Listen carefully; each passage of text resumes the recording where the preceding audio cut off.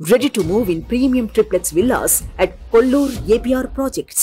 రాజకీయ నాయకుడు చేసే రిస్క్ ఇంకే ప్రొఫెషనల్లో ఉండదని చెప్పుకోవాలి. పరిస్థితులకు అనుగుణంగా భవిష్యత్తును దృష్టిలో పెట్టుకుని అడుగులు వేస్తేనే ఏ నాయకుడైనా రాణించగలడు.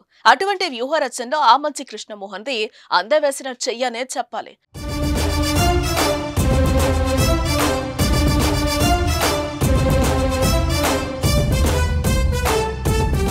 చీరాల వైసీపీలో ఇద్దరు నాయకులకు చోటు దక్కలేదు. దీంతో ఆమంచిని పర్సూరికి పంపింది అధిష్టానం.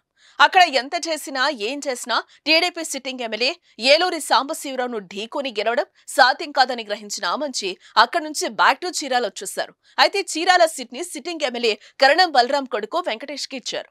దీంతో ఆమంచి చేతులు ముడుచుకొని కూర్చోలేదు. గతంలోనే అంటే 2014లో చీరాల నుంచి ఇండిపెండెంట్ గా పోటీ చేసి గెలిచిన చరిత్ర ఉంది ఆయనకు.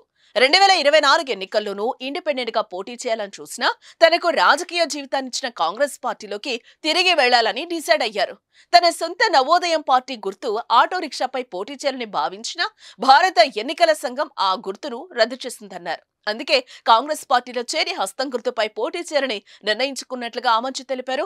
చీరాలలో ఇసుక మాఫియా, గ్రానైట్ మాఫియాకు పాల్పడి పోలీసుల అండదండలతో నియోజకవర్గంలో బీభత్సం సృష్టించింది కరణం కుటుంబమేనని ఆరోపణలు చేశారు.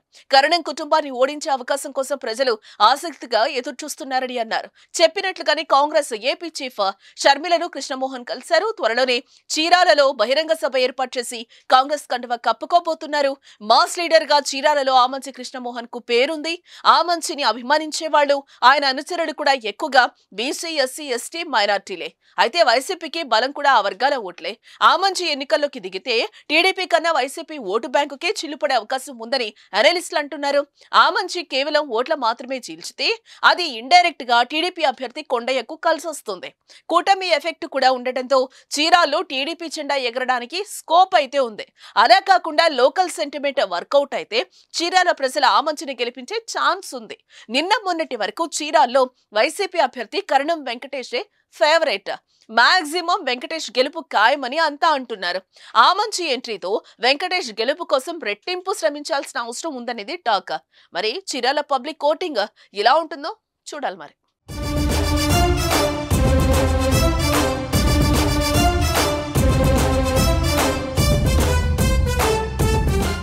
సుమన్ టీవీలో మీ పర్సనల్ అండ్ బిజినెస్ ప్రమోషన్స్ కోసం కింది నెంబర్కి కాంటాక్ట్ చేయండి.